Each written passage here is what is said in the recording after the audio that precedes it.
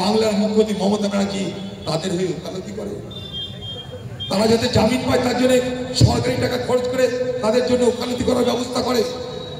হ্যাঁ, আপনি বলুন এটা কোন রাজ্যে দেখছি আমরা? এ কোন রাজ্যে দেখছি আমরা যেখানে মা বোনদের সামান্য মর্যাদা রক্ষার জন্য সরকারের কোনো মাথা ব্যথা নাই, সেখানে আমি আপনি কি পেতে পারি? আজও প্রতিবাদ আছে, তাই সবকিছু চলছে। জেনে রাখবেন, মোদি চাই বিরুদ্ধে কোনো প্রতিবাদ না থাকুক, দিদি চাই বিরুদ্ধে কোনো প্রতিবাদ না থাকুক। প্রতিবাদের দরকার, বিরোধিতার দরকার, দেশ বাঁচাতে, রাজ্য বাঁচাতে। আমরা প্রতিবাদ করি এই কারণে দেশের স্বার্থে, আমরা সংগ্রাম করি এই কারণে দেশের স্বার্থে, রাজ্যে কোনো অন্যায় হলে প্রতিবাদ করে এই কারণে রাজ্যের মানুষের স্বার্থে।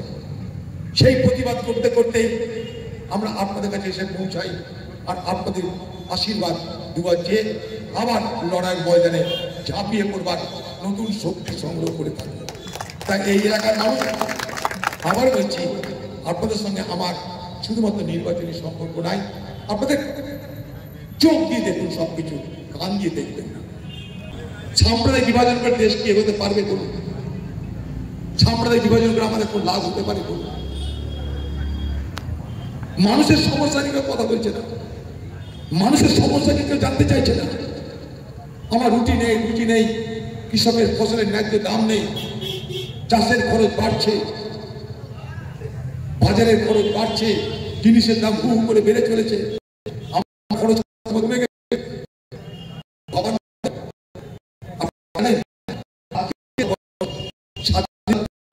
থেকে বেশি রুটি না কারণে শুধু বিদেশ যাচ্ছে তা নয়, বিদেশের ভোজে, বিদেশের সেনাবাহিনীতে তাদেরকে চালাকি করে ভর্তি করে দেওয়া হচ্ছে। মনে করুন আজকে রাশিয়ার সঙ্গে ইউক্রেনের যুদ্ধ হচ্ছে, রাশিয়ার হাতে সৈন্য নেই, ভারতীয়রা সেখানে যাচ্ছে চাকরির নামে, তাদেরকে নিয়ে যাওয়া হচ্ছে। বেকার যুবক ভারতবর্ষে থাকে, চাকরি পাবে কোথায়? তাই তারা যাচ্ছে, যদি কিছু পাওয়া যায়। সেখানে গিয়ে কি দেখছে? তাদেরকে বলা হচ্ছে তোমরা রাশিয়ান আর্মিতে, রাশিয়ার সেনাবাহিনীতে প্রবেশ করে গেলে তাদেরকে পাঠাচ্ছে ইউক্রেনে, কেউ মারা যাচ্ছে, তার পা চলে যাচ্ছে, তার হাত চলে যাচ্ছে, হাসপাতালে ভর্তি হচ্ছে। এই খবর চারিদিকে প্রকাশ হয়ে গেছে যে অভাবের কারণে, বেকারত্বের কারণে আমাদের দেশের ছেলেরা আজকে রাশিয়ার যুদ্ধে দেখা যাচ্ছে, ইসরায়েলের যুদ্ধে দেখা যাচ্ছে। এরকম তো ছিল না আমাদের দেশ। আজকে ভারতবর্ষের শিক্ষিত যারা 40% বেকার, জানেন কি? 40% শিক্ষিত বেকার। ভারতবর্ষের লাভ হয়েছে কাদের? কোটি কয়েক পরিবারে। আমি আপনাদের হিসাব দিয়ে দিচ্ছি, সরকারি হিসাব। ভারতবর্ষে আজকের দিনে মাত্র 1% মানুষের হাতে এদেশের সম্পদের 40% রয়েছে। অর্থাৎ ভারতবর্ষের সম্পদের 40% মালিক আজকে দেশের 1% মানুষ। আর ভারতবর্ষের সম্পদের 3% মালিক কারা জানেন? নিচের স্তরের আমাদের দেশের 50% মানুষ। তাহলে 50% মানুষের জন্য 3% সম্পদ, আর 1% মানুষের জন্য 40% সম্পদ। এটা কি উন্নয়ন বলে? এটা কি বিকাশ বলে? বলুন, আমাদের এটা বিকাশ হয়নি। কংগ্রেসের জমানায় আমি আপনাদের হিসাব দিচ্ছি, 2004 থেকে 2014 কংগ্রেসের জমানা ছিল, 27 কোটি মানুষকে দরিদ্র সীমার উপরে উঠাতে পেরেছিলাম আমরা। আজকে এই সরকারের আমলে 23 কোটি মানুষ দরিদ্র সীমার নিচে নেমে গেছে। আমি বলছি না, সারা সরকারি পরিসংখ্যানের কথা বলছে, বিশেষজ্ঞরা এই কথা বলছে। 27 কোটি মানুষকে দরিদ্র সীমার উপরে নিয়ে গেছিলাম আমরা, আজ 23 কোটিতে আবার নতুন করে 23 কোটি মানুষ দরিদ্র সীমার নিচে চলে গেল। খালি বড় বড় ঢোল বাজছে, বড় বড় ঢোল বাজছে, আর সাম্প্রদায়িক উত্তেজনা তৈরি করার গল্প হচ্ছে। এখন কি রামনবমী হবে, দাঙ্গা হবে, দিদি বলছে দাঙ্গা হবে এই রাজ্যে।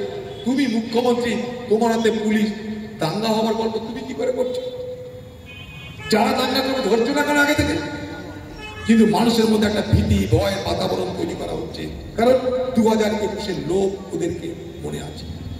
2021-এ তো ভোট হলো না, আমরা হারলাম, কিন্তু ভোট কি হলো বলুন তো? NRC, নাগরিক আইন, এটা কি মানুষের সমস্যা সমাধান করলো না?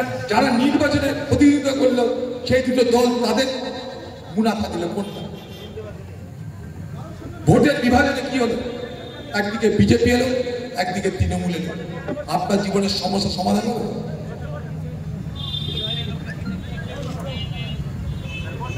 সেই একই জিনিস আবার ঘুরিয়ে ফিরিয়ে আনার চেষ্টা করছে আমাদের জীবনে। এই ভোটের নির্বাচনে আবার আনার চেষ্টা করছে। আপনারা সতর্ক থাকবেন, এটুকু নিশ্চয়ই আমরা বলব। আমাদের জীবনের সমস্যাগুলো নিয়ে কথা বলছে না। আমাদের জীবনের সমস্যা নিয়ে কথা বলে আমি সেই পার্টির কর্মী হিসেবে গর্ব করি যে পার্টির মানুষের কথা বলে। হ্যাঁ, আপনার দেশে আপনার গ্রামে বছরে 3টে ফসল কংগ্রেস জমানায় করছে।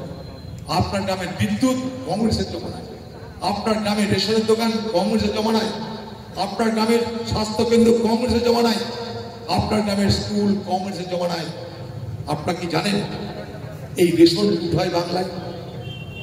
আপনারা কি জানেন কোভিডের সময় শিশুদের জন্য যে মিড ডে মিল, সেই মিড ডে মিলের চাল চুরি করা হয়, শিশুদেরকে খাবার দেওয়া হয় না? কারণ কোভিডের সময় স্কুল ছিল বন্ধ, মাদ্রাসা ছিল বন্ধ।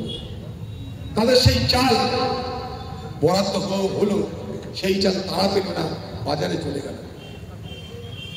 এই বাংলায় কি হচ্ছে দেখুন, সন্দেশখালী। এই বাংলায় কি হচ্ছে দেখুন, বাংলার মানুষ। একটা সরকার প্রতিদিন তাদের বিরুদ্ধে অভিযোগ, চুরি আর চুরি, দুর্নীতি আর দুর্নীতি।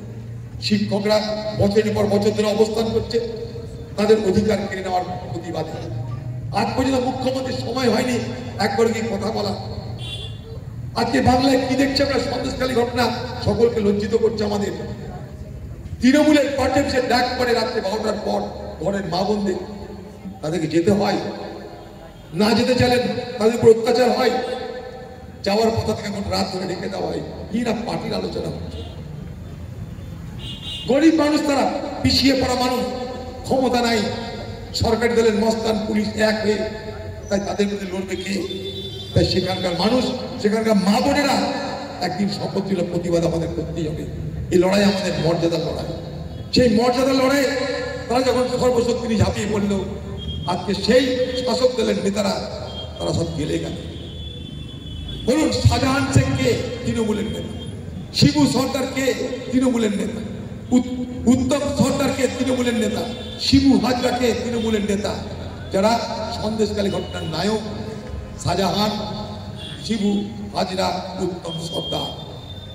বাংলার মুখ্যমন্ত্রী মমতা ব্যানার্জি তাদের হয়ে ওকালতি করে। তারা যাতে জামিন পায় তার জন্য সরকারি টাকা খরচ করে তাদের জন্য ওকালতি করার ব্যবস্থা করে। হ্যাঁ, আপনি বলুন এটা কোন রাজ্যে দেখছি আমরা?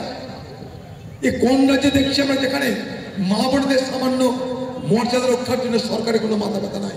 সেখানে আমি আপনি কি পেতে পারি? আজও প্রতিবাদ আছে, তাই সবকিছু চলছে। জেনে রাখবেন, মোদি চাই বিরুদ্ধে কোনো প্রতিবাদ না থাকুক, দিদি চাই বিরুদ্ধে কোনো প্রতিবাদ না থাকুক। প্রতিবাদের দরকার, বিরোধিতার দরকার, দেশ বাঁচাতে, রাজ্য বাঁচাতে। আমরা প্রতিবাদ করি এই কারণে দেশের স্বার্থে, আমরা সংগ্রাম করি এই কারণে দেশের স্বার্থে, রাজ্যে কোনো অন্যায় হলে প্রতিবাদ করে এই কারণে রাজ্যের মানুষের স্বার্থে। সেই প্রতিবাদ করতে করতে আমরা আপনাদের কাছে এসে পৌঁছাই, আর আপনাদের আশীর্বাদ দুবার চেয়ে আবার লড়াইয়ের ময়দানে ঝাঁপিয়ে পড়বার নতুন শক্তি সংগ্রহ করে থাকি। তাই এই এলাকার মানুষ, আবার বলছি, আপনাদের সঙ্গে আমার শুধুমাত্র নির্বাচনী সম্পর্ক নাই। আপনাদের চোখ দিয়ে দেখুন সবকিছু, কান দিয়ে দেখবেন না।